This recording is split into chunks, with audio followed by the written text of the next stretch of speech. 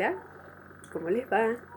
Bienvenidos a este espacio de acción del pensamiento.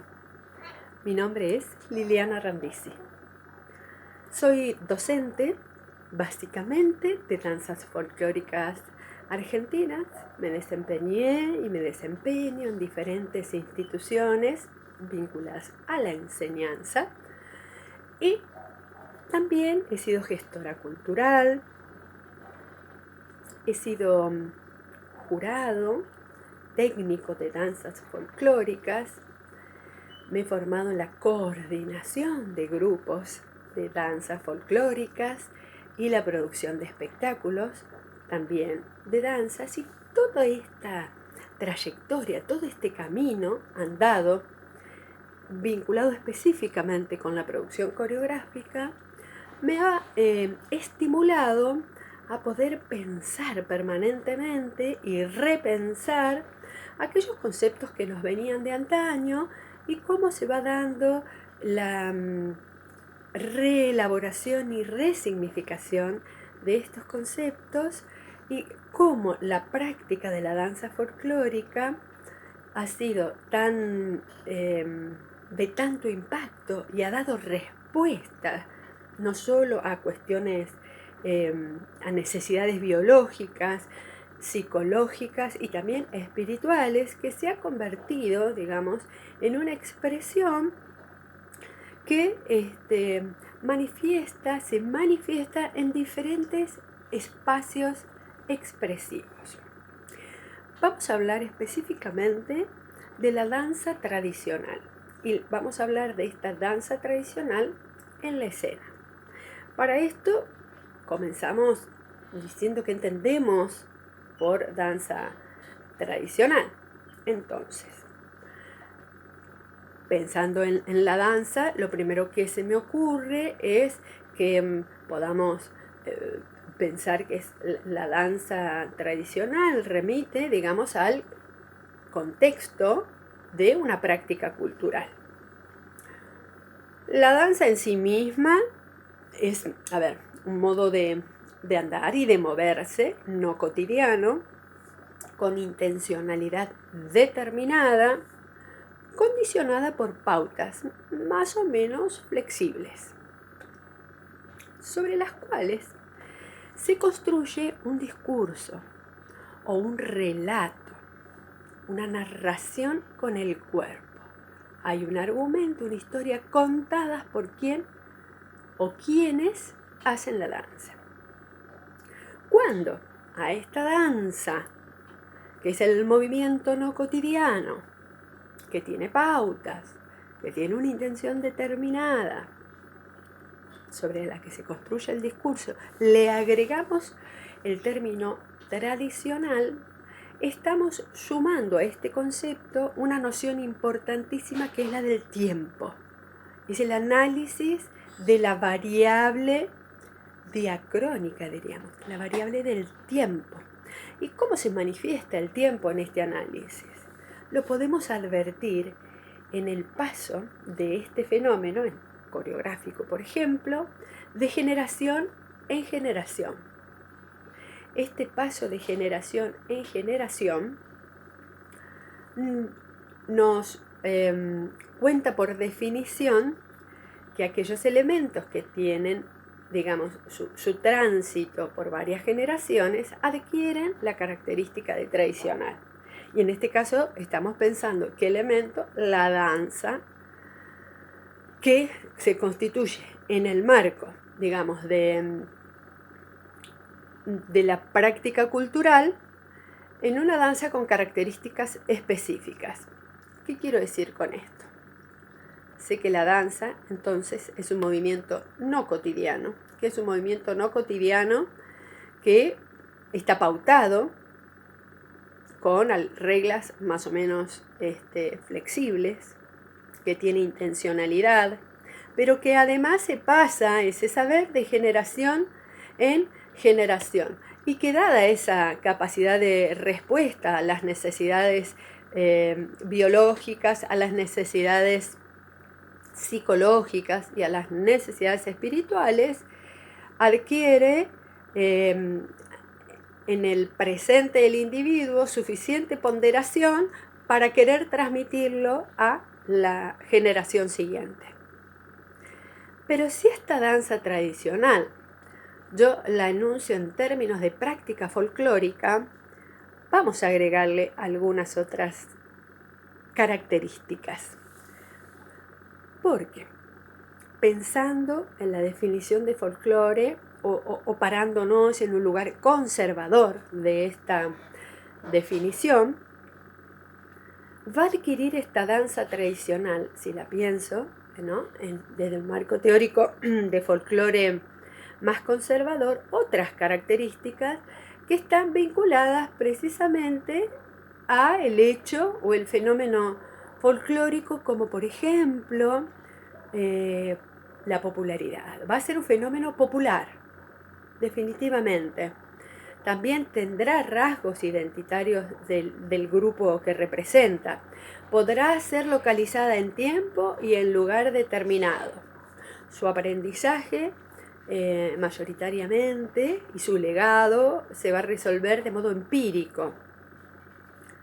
Probablemente se olvide el nombre de las personas que han recopilado, montado, creado, recreado algunas de las versiones y que las ha puesto en situación de valor, y el pueblo se apropia de esto y va perdiendo la individualidad para hacer esta práctica, digamos, de uso y de esta práctica como un bien colectivo. Los datos del contexto de esta práctica, los datos circunstanciales, la ocasionalidad de la práctica, le va a imprimir también con preponderancia el adjetivo de folclórico. Entonces tenemos danza tradicional, y en el marco del folclórico estas otras características. Podemos, en esta última acepción de danza folclórica, visualizar en el ejercicio de la danza folclórica la trabazón de elementos culturales. Son múltiples los discursos culturales que podemos leer en la acción coreográfica, en la acción de interpretación del baile.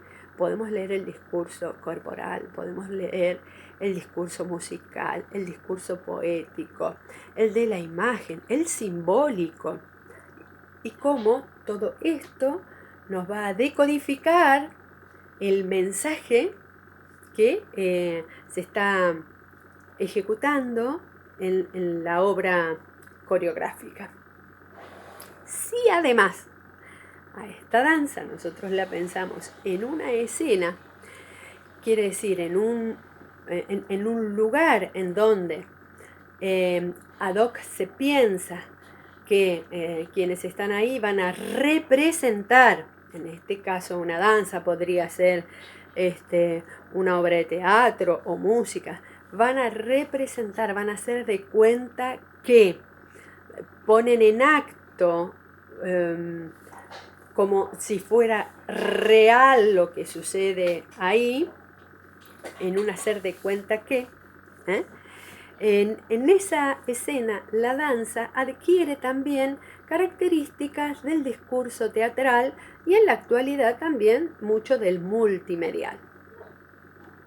Esto tiene que ver con la coyuntura que estamos atravesando, pero esto básicamente, digamos, es este pequeño tránsito que vamos a observar conceptual entre la danza tradicional, la danza folclórica en esta mirada conservadora y la inserción de la escena. Vamos en instantes nada más a pensar cuáles son los elementos que yo puedo advertir en estos espacios. Digo, ¿cómo puedo definir los espacios de práctica de la danza? ¿Y cuáles serían sus elementos? En 1, 2, 3, vamos a ellos. Pasamos a hablar de los espacios de práctica de estas danzas tradicionales. Encontramos primero un espacio de práctica social en donde la intencionalidad de esa práctica, de la danza, está vinculado a una asociación con el otro de tipo amoroso, un carácter amoroso, que puede ser de conquista o también puede vincularse amorosamente de modo fraternal. O también sencillamente para expresarse de modo lúdico, para liberar energías o de entretenimiento. Este es uno de los aspectos de esta práctica social. Otro aspecto de la práctica social ya tiene una intencionalidad distinta, que es de trascendencia, de vinculación con lo espiritual, y en general estas expresiones coreográficas ceremoniales que se dan en un tiempo determinado, en una ocasión determinada, están destinadas a preservar el equilibrio espiritual del grupo que las practica. Vamos a pensar ahora en otro espacio de práctica que es el académico o de academia. En muchas escuelas, muchas instituciones o academias de barrio o centros culturales, etcétera, etcétera, se da la formación masiva de bailarines y la transmisión organizada, pedagógica en su mayoría, de estos conocimientos del bien cultural. Estos conocimientos, cuando se trasladan a los espacios áulicos, que insisto, puede ser una aula, puede ser el patio de la casa, puede ser el salón del club, etc. Estos conocimientos, cuando se trasladan, adquieren características distintas al de la práctica social espontánea de las que hablábamos recién. Esas características distintas están vinculadas con la intencionalidad de la transmisión masiva del baile o la danza, en este caso. Este conocimiento se desarrolla fuera del espacio natural, fuera del ambiente natural. Podríamos pensarlos como una proyección de este saber popular en ámbitos académicos, vamos a llamarle. También hay otro más, que sería el espacio, digamos, de práctica de estas danzas, pero cuya finalidad expresiva es estética. Y entonces estos espacios artísticos van a albergar la práctica de las danzas tradicionales, también con diferentes características según los eventos que proporcionen la posibilidad de expresión de esta danza. Esta expresión, la del espacio artístico como la del espacio académico, son expresiones que están sacadas de su contexto natural. Han sido llevadas a estos dos espacios desde un lugar de proyección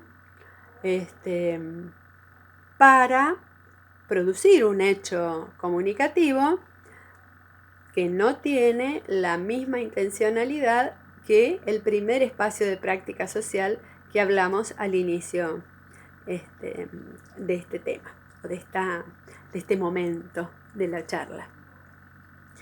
Entonces, si bien tanto en el espacio académico de práctica de la danza como en el espacio escénico o artístico de práctica de la danza se repiten ya comportamientos, costumbres, ritos que hacen a la eficacia del aprendizaje o del impacto de la apreciación y de la aceptación por parte del público de la obra, estos ritos y estos comportamientos trasladados de generación en generación adquieren esa característica que habíamos hablado al comienzo, que era la característica de la tradición en tanto y cuanto lo piense como una variable de tiempo. Si yo pienso a la tradición como una variable de tiempo,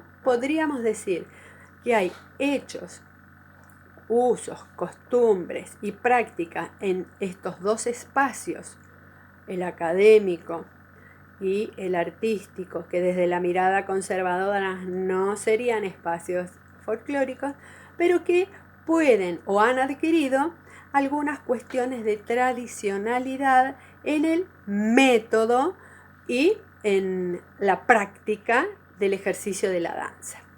Nos vamos a quedar en este último, en el artístico, en ese espacio artístico que encuentra escenas y la tradicionalidad. De esto quisiera comentar con ustedes cómo esta tradicionalidad de la escena se remite a mucho tiempo antes que la actual. ¿Cómo reviso esto? La tradición de colocar en escenas danzas populares o danzas características o danzas históricas para ser vistas por un público remite, por ejemplo, podríamos pensar en el circo criollos y fines de 1800. Entonces tenemos la arena del circo como un espacio escénico en donde se bailaron danzas tradicionales, en donde se proyectaron artísticamente danzas tradicionales para ser vistas por un público, por supuesto con consideraciones estéticas del caso de aquel coreógrafo, puestista o director, y dando respuestas también, en este caso, en el circo criollo, al lugar, digamos, del argumento de la obra que se trataba. Pero no queda ahí. Ese espacio o arena del circo, que va a ir desapareciendo ya casi en el 1950, en circos mucho más pequeños, vamos a encontrar que a partir de la segunda década de 1900, la figura de don Andrés Chazarreta va a ponderar la escena, el escenario de los teatros, como un espacio variable o una variante expresiva del espacio para mostrar las danzas tradicionales. Esas danzas tradicionales que don Andrés también las adecua para ser vistas por un público. Entonces, la arena del circo, el escenario de los teatros, cercanos ya a mitad de 1900, empiezan a darse diferentes escuelas coreográficas que se instalan espacios para la transmisión pedagógica o la réplica de las coreografías de las danzas tradicionales y satisfacen, sobre todo en el Gran Buenos Aires, la necesidad expresiva de muchos compatriotas que venían desde su lugar, del interior, a las afueras de la ciudad. Empiezan a reconocerse espacios de ocio, de entretenimiento, espacios que juntan las colectividades de las diferentes provincias, en donde la escena se hace presente y también se traduce, además de estas escuelas coreográficas, se traduce en los espectáculos y en los espacios de entretenimiento usual. Por ejemplo, en las peñas bailan los artistas, hay un espacio escénico para ser visto, además de luego ocupar la pista para bailar. En los café concert también existen estos espacios escénicos, y un poquito más adelante las sociedades de fomento, los patios de las escuelas, cuando la enseñanza de la danza en las escuelas se hace fuerte, empiezan a ser no solo los patios para los recreos, sino patios en donde se celebran fiestas, y en esa fiesta la danza tradicional se hace presente como muestra artística, se la pondera. Luego, y avanzado, ya 1960, algunos espacios empiezan a decaer en el uso de estas prácticas. Y surge, por otro lado, una alternativa, una estrategia cultural que hace que se genere un fenómeno al que llamamos certámenes competitivos o festivales competitivos. Estos fenómenos van a tener como escena un tablado, un escenario o un espacio de la pista delimitado ad hoc para que se instalen los artistas a hacer su muestra y esta ser percibida por el público. Público que por otro lado tiene características especiales porque en general es público en determinado momento del evento y es artista o es protagonista de la muestra en otro momento del evento, circunstancia que en las ocasiones anteriores del teatro, del circo, de la peña, de los clubes, etcétera, etcétera, etcétera, no hemos nombrado. Así que tenemos más o menos vista esta tradición, este paso del tiempo de generación en generación y esta adopción por parte del pueblo de la idea de mostrar la danza con intención estética y la adaptación, las diferentes adaptaciones que hemos comentado del modo de mostrar la danza y hemos llegado a esta danza en escena, esta danza tradicional en escena de la que vamos a hablar en unos segunditos más, tratando de poder compartir con ustedes un modo de leer los cuerpos desde una postura, de una narrativa particular. Así que ahora vamos a ver estos elementos de la danza tradicional en la escena con la mirada puesta en estos espacios escénicos de los certámenes. Nos habíamos quedado en los espacios escénicos. Esos espacios escénicos en los certámenes en general están determinados por lugares que pueden ser o tablados o escenarios formales o patios o pisos delimitados por objetos que podrían ser bafles o banderines o cualquier otro objeto que el organizador disponga para dar a conocer que es ese el lugar en donde se ha destinado para hacer la muestra artística. Se califica, digamos, a través del arte de los bailarines, de los intérpretes. Está para eso. Esa escena es una escena en donde la danza tradicional se va a dar con pautas más o menos aceptadas por la generalidad. ¿Qué quiero decir con esto? Hay en este concepto de danza tradicional, en los certámenes, distintos filtros de información. El primer filtro de información de este concepto es el reglamento. En los certámenes existe una pauta escrita que se llama reglamento, en el cual hay una descripción de las categorías, de los rubros en que se organiza el certamen y en las modalidades en las que se puede participar. Dentro de esas modalidades existe la modalidad tradicional y comúnmente los organizadores toman un concepto u otro y lo adaptan a lo que ellos creen que se conoce como danza tradicional. A veces vemos que hay adaptaciones muy meticulosas respecto del pensamiento de los directores o de los organizadores en cuanto a que toman posición por un concepto determinado y otras en general se manejan con los conceptos más habituales. ¿Cómo reconocemos la pauta o el límite en estas expresiones? Por ejemplo, pensemos, a ver, dice que la danza tradicional puede ser bailada en sus diferentes versiones o variantes y que debe de presentarse documentación respaldatoria, por ejemplo. Muy bien, uno podría pensar que no puede hacer nada que no esté documentado. Luego podría haber otra indicación que dice que, no debe ajustarse la expresión a ninguna escuela creada, apuntando en general a que la expresión coreográfica sea lo más espontánea posible. Por otro lado, me piden documentación y ahí hay alguna contradicción al respecto.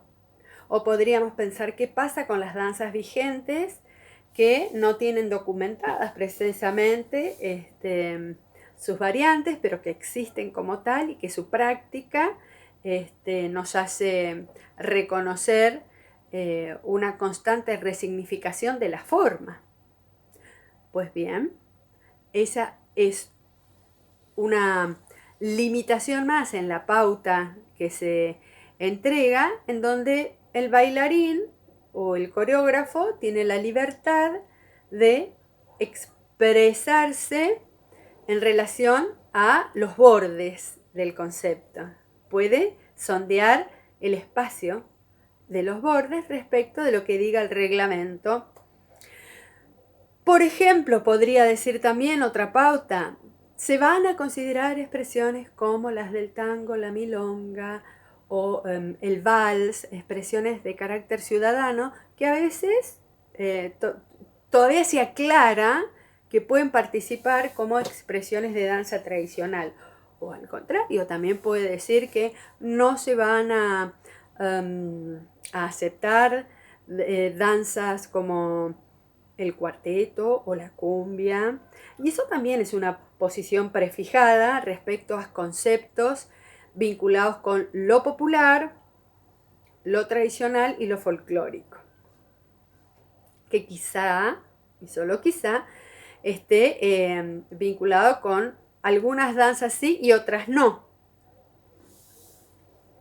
Habría que analizarlo en cada caso. Y en ese análisis de cada caso que estoy diciendo, aparece otro filtro.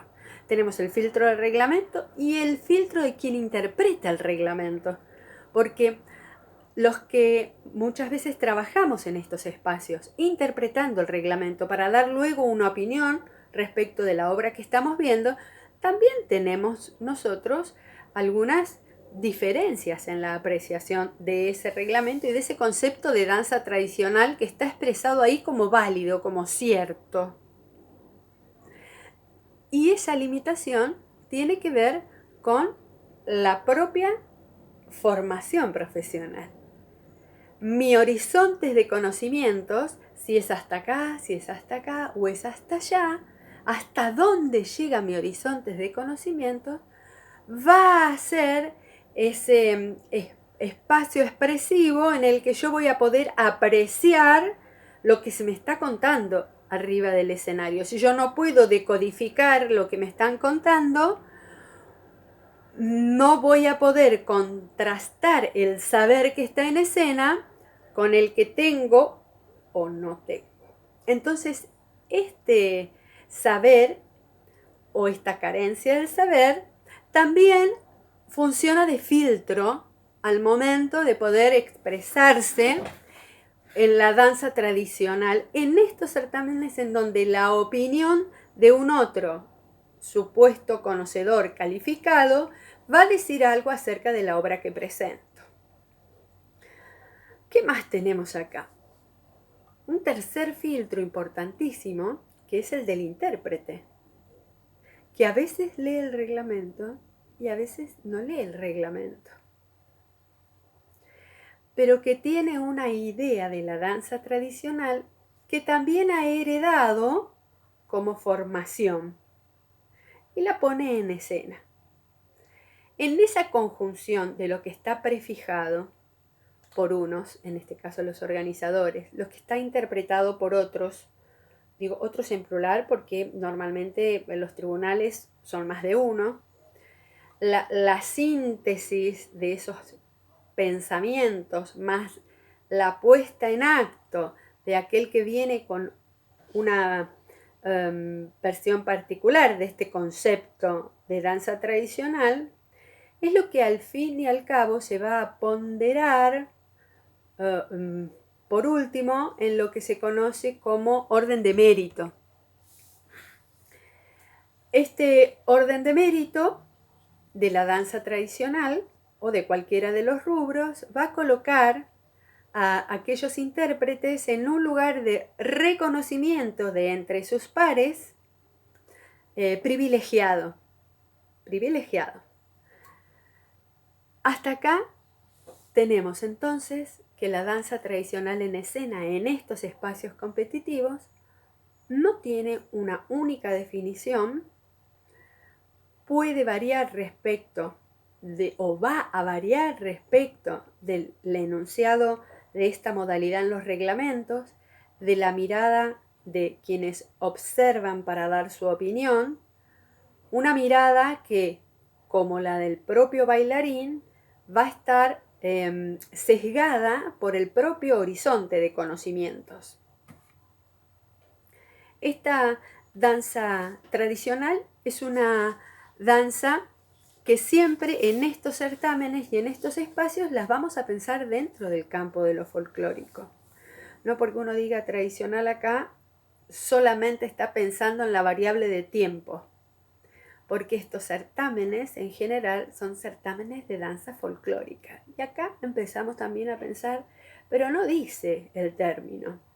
Sin embargo, está dentro de un paraguas mayor que lo contiene, que advierte, digamos, o pondera el calificativo de folclórico para poder poner en valor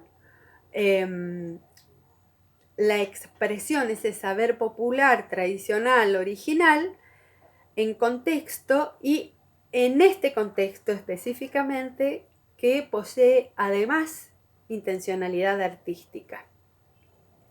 Entonces, partamos que es un saber complejo, diríamos desde la educación, es una competencia adquirida, no competencia desde la competición, sino de saber adquirido, un saber complejo adquirido.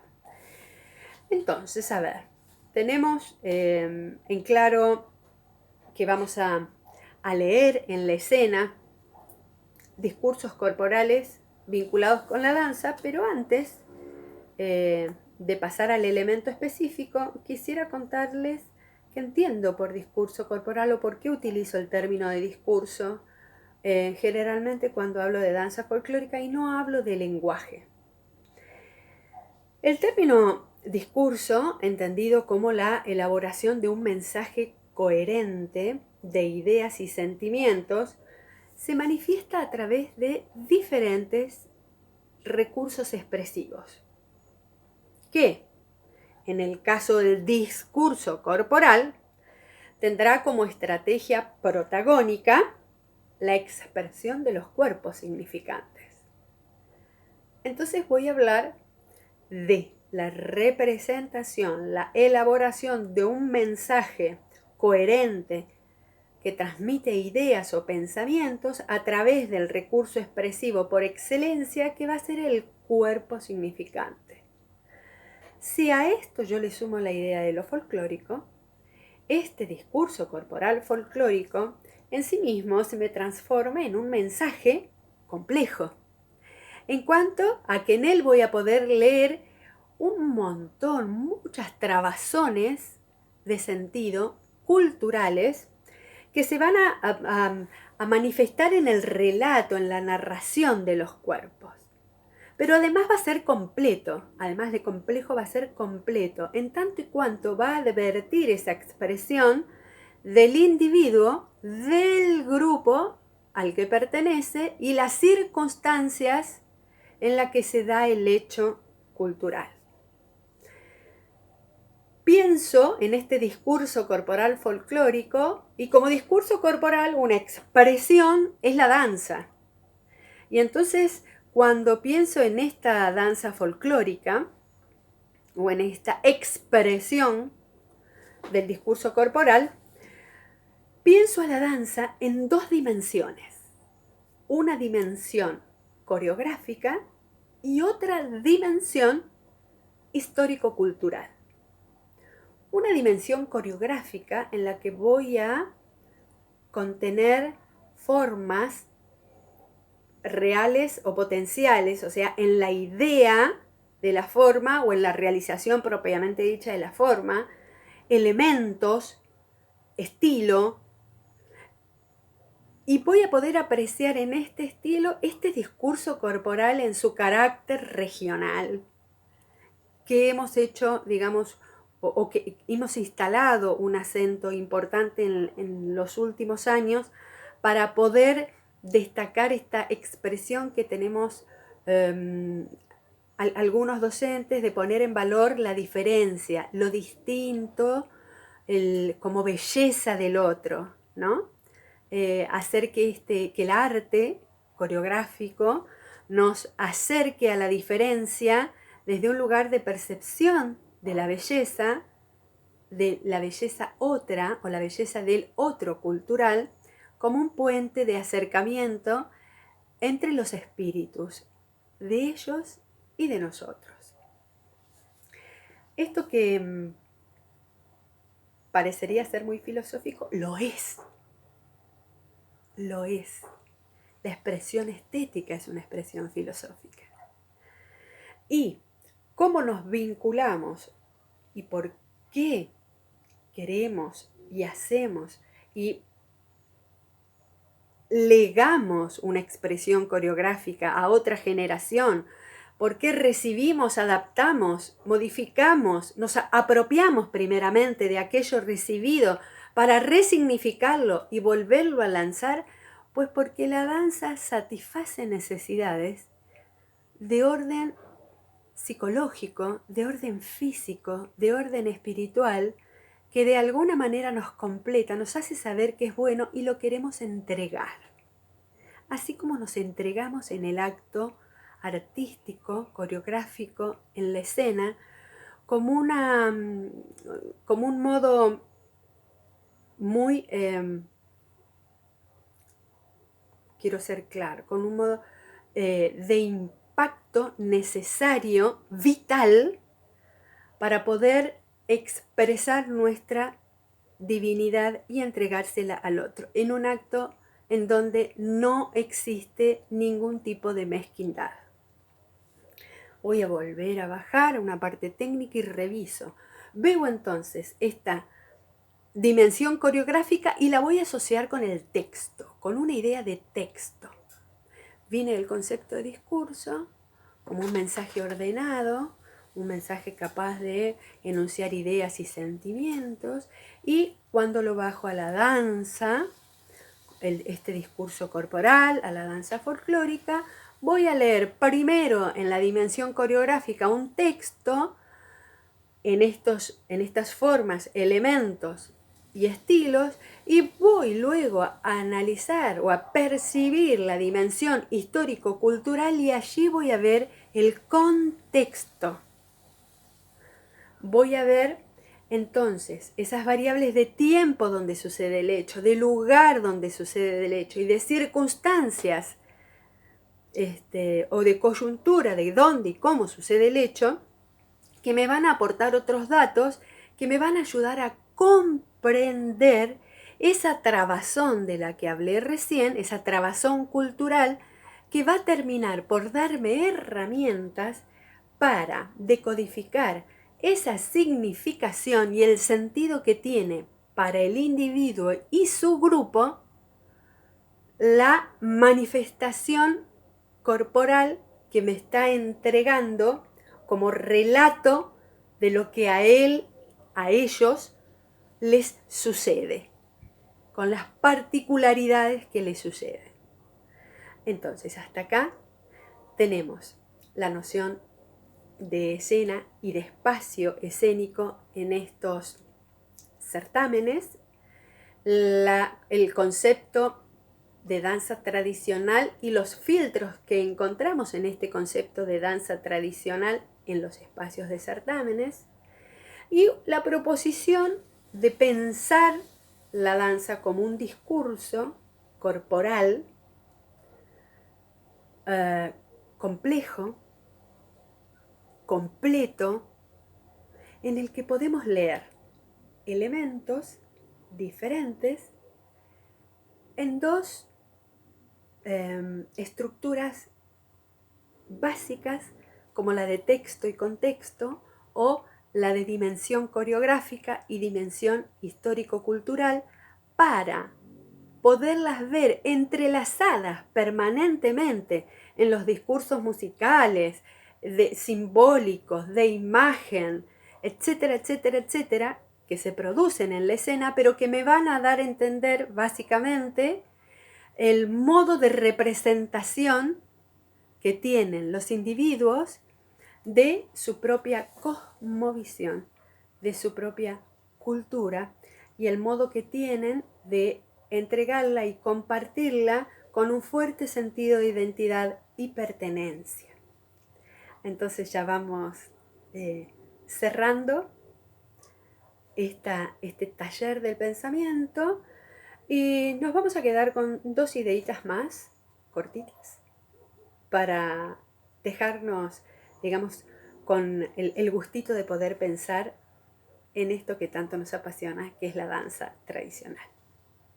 Vamos a hacer entonces unas últimas apreciaciones respecto del texto en la danza tradicional, respecto de esa interpretación del argumento en la danza tradicional. Y voy a pensar en 3 modos de relato que advierto, o por lo menos esto es lo que yo veo al momento de que el intérprete resuelve y me regala su obra.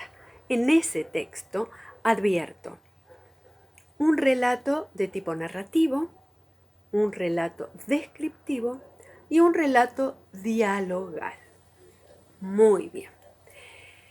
En este modo de relato narrativo, los bailarines dan a entender una serie de hechos o acciones que se suceden de modo breve y ordenado, con los cuales van desarrollando un guión.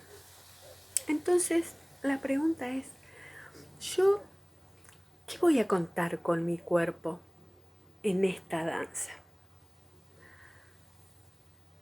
Puedo pensar en las características argumentales básicas y uno rápidamente piensa en el argumento amoroso.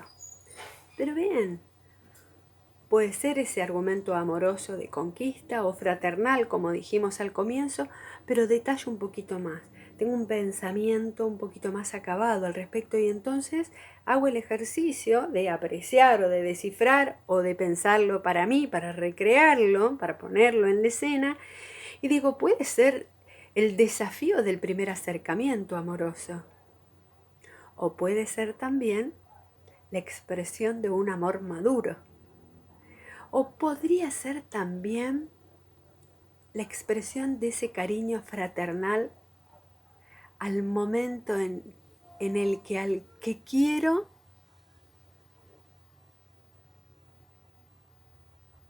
tiene limitaciones y estoy ahí para sostenerlo. Tengo un amor fraternal, pero no es un amor par, es un amor que está de vuelta y en el que quiero mostrar y demostrar cómo puedo contenerlo, cómo puedo sostenerlo en esta etapa de su vida o en este trance que está pasando. Hay otro nudo que va a contar, que se va a desarrollar en esta vinculación del amor. También podría pensar que puede ser un momento de algarabía, de fiesta, de desborde de energía, y esto es lo que estoy contando. Estoy pasando, estoy bailando y estoy pasando con mi pareja por este momento. Simplemente también podría ser el juego, y va a ser otro desarrollo, pero básicamente lo que quiero es jugar. O podría pensar, estoy cumpliendo con una promesa, estoy trascendiendo en mi discurso corporal, manifestando algo que está en mi cuerpo espiritual, ¿no? Ya no en una relación horizontal, sino en una relación vertical, en una conexión con un algo o un otro que considero superior. Podría ser también una acción ceremonial de orden protocolar. Podrían ser muchas cosas, pero las puedo definir porque voy a contar esa serie de acciones o secuencias breves que van a terminar constituyéndose en un guión. Esto es el modo narrativo. Pero esto que estoy contando, este modo narrativo, no está solo en el texto, en la interpretación del argumento.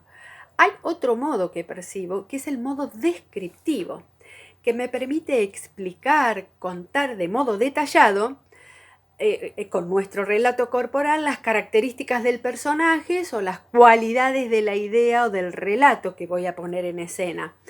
Es decir, enuncio las sensaciones, los sentimientos que alberga mi cuerpo emotivo y cómo lo traduzco en el desarrollo de esa línea argumental, de ese guión. Pero ya sé que voy a hacer el detalle, pero ¿cómo? ¿Cómo lo voy a expresar? ¿Cómo me voy a expresar? Y ahí empiezo a adjetivar y voy a hacer esta conquista amorosa, esta reincidencia en este amor que todavía no se dio, pero que insisto. ¿Cómo lo voy a hacer? ¿Tímidamente? ¿Cómo voy a ir? ¿Audazmente? ¿Cómo voy a ir? ¿Apasionadamente? ¿O alegremente? ¿Decididamente? ¿Cómo voy a actitudinalmente afrontar este desafío narrativo del guión que acabo de componer, ¿no?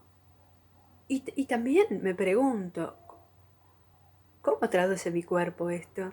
¿Lo traduce en qué actitud, en qué gesto, en qué matiz, en qué variante de la dinámica del movimiento corporal voy a dar a entender esto que acabo de calificar?